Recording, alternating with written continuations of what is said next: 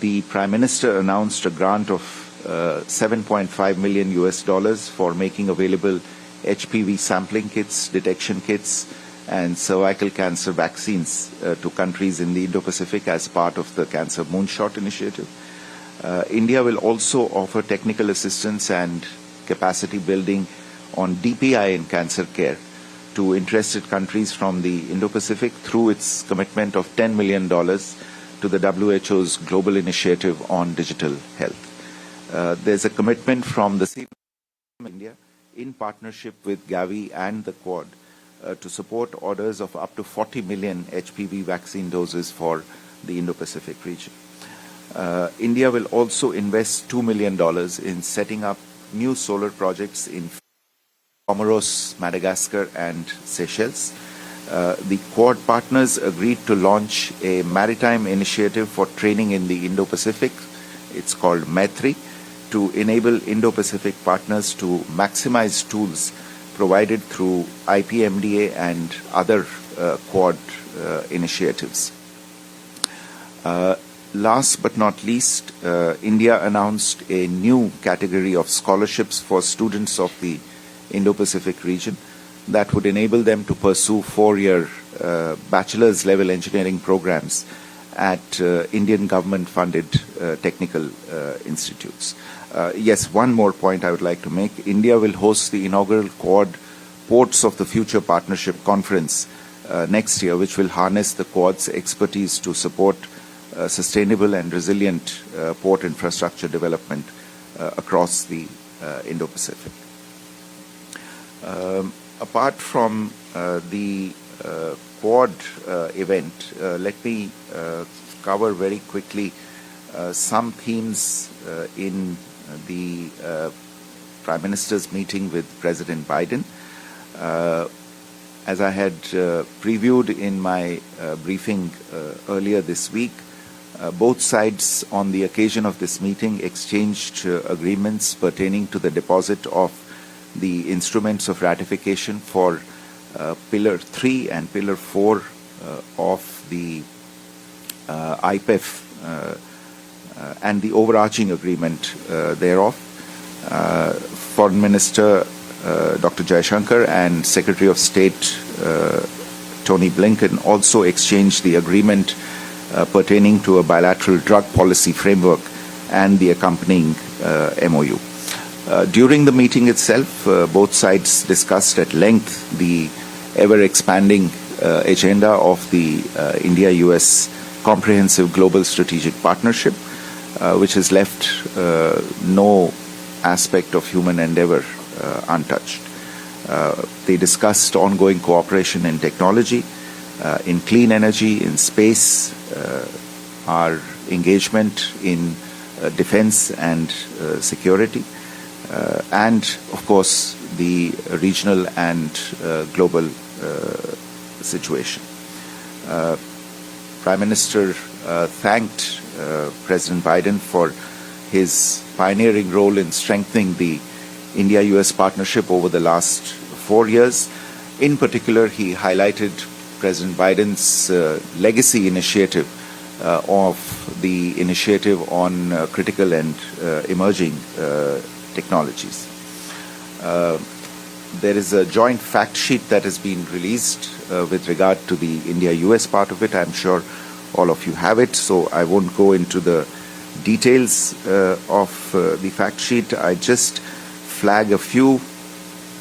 For instance, the US-India roadmap to build safe and secure global clean energy supply chains. Under this, the United States has agreed to leverage nearly $1 billion in multilateral IBRD funding guarantees. This is to accelerate the expansion of safe and secure clean energy supply chains through US and Indian manufacturing of clean energy technologies and components.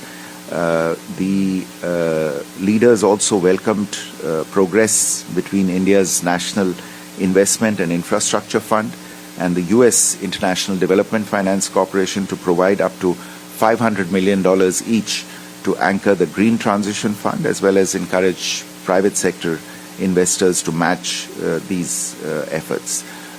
President Biden welcomed India's decision to set a uniform GST of 5% on the MRO sector, and we welcomed commitments from U.S. industry to further increase India's MRO capabilities for the repair of aircraft and other platforms. Just let me give you a brief snapshot of the Prime Minister's two other meetings with Prime Minister Kishida and Prime Minister Albanese. With Prime Minister Kishida, as you are aware, it was in the nature of a farewell meeting given the party elections that are scheduled later this month in Japan. Prime Minister appreciated in a very fulsome fashion the contribution to the bilateral relationship that has been made by Prime Minister Kishida. Next year is also the 10th anniversary of the India-Japan Special Strategic and Global Partnership, and it was agreed that this should be marked in an appropriate fashion. The two sides discussed economic cooperation and the progress of investment under the 5 trillion yen investment program that Japan has announced. Cooperation on semiconductors and the setting up of Japanese industrial centers in India was discussed, and there was also reference to the growing defense cooperation as well as people-to-people exchanges between the two countries. With Prime Minister Albanese, 2025 also happens to be the 5th anniversary of the Comprehensive Strategic Partnership between India and Australia.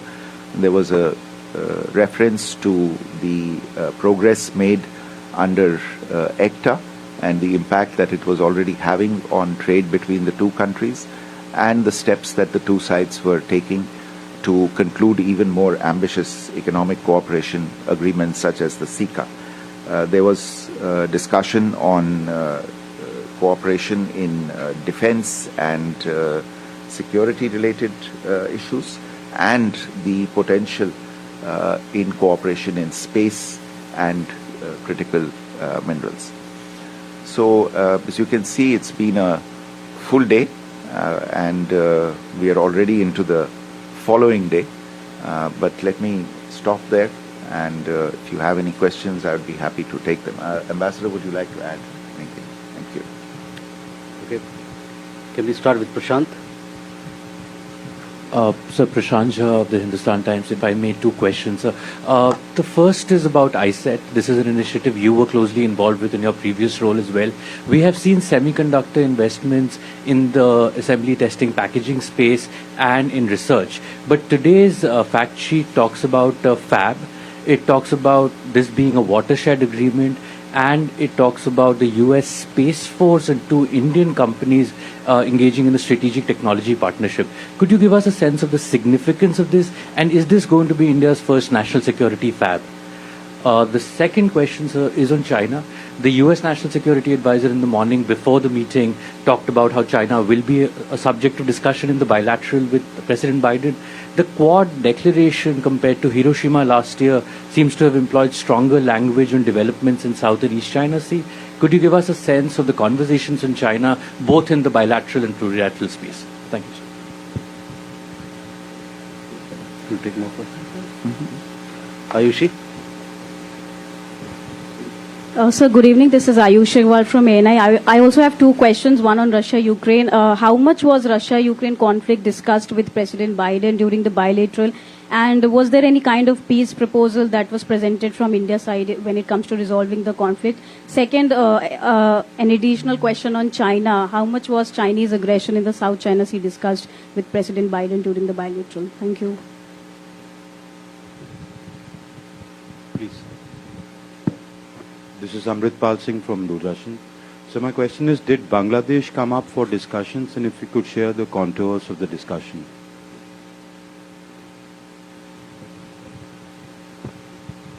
Sir, मैं Krishna Mohan Sharma Bharat express से दो सवाल है। एक सवाल जो आपने कहा कि माइक्रो टेक्नोलॉजी का इस्तेमाल ह्यूमन डिस्ट्रक्शन के लिए किया जा रहा है, इस पर थोड़ा सा लाइट डालें। और दूसरा, पूरे मीडिया में एक र्यूमर कहें या जो कि कुछ भी कह लें कि ट्रंप साहब की प्राइम मिनिस्टर से मुलाकात हो पाएगी या नहीं हो पाएगी, कोई शेड्यूल है या नहीं है? Okay. Let me take those questions. I think, Prashant, your question about the new fab-related announcement that's been made in this joint fact sheet between India and the United States. Right. The Ministry of External Affairs, they're briefing on the Prime Minister's visit to the United States. At this point, I'm also being joined by former Foreign Secretary Shashank. Thank you for joining us, sir. First question to you, of course, as the Ministry of External Affairs is briefing the media, they're saying that the Prime Minister Modi had underlined India's approach to cooperation, contact, engagement for growth. So talking about that, do you think India took the lead this time around in terms of the big announcements in various fields as well, sir? Well, this has been an ongoing process, and we have been enlarging the scope of our cooperation on a global and strategic basis with the United States. So therefore, there is a bilateral meeting which really was very fruitful, and then simultaneously there was this quadrilateral which also gave opportunity for Prime Minister to interact bilaterally as well with Japan and Australia leaders. So therefore, I think this is some proposals from the Indian side, but I think the American side also has been very outgoing and positive in supporting the special role that India can play in the Indo-Pacific for promoting new technologies, critical technologies, development of ports, and also so many areas, to strengthen the social infrastructure in many of these Indo-Pacific countries. That includes the whole of Indo-Pacific, not just limited to the Indo-Pacific in the traditional sense, but also some of the islands near Africa. Absolutely, sir. And like you mentioned, innovation and technology has been something that they've focused on, especially India-US cooperation on semiconductors. Do you think that could be a game changer? Well, India has been now trying to become a center for production of these new critical technologies. And there is a bilateral agreement between India and the USA on that. Secondly, USA has been encouraging the US companies to come back to US for home shoring of their production. But at the same time, there are this friend shoring that is moving them out of China because there is a CHIP Act, and so the Americans may not be able to allow Chinese products to enter the American market. So therefore, there will be possibility for India and other Indo-Pacific countries to set up these bases and high technology. So I'm quite sure that this will be a great thing, and India has been talking to other Asian countries, and American presence and support to it would be extremely useful.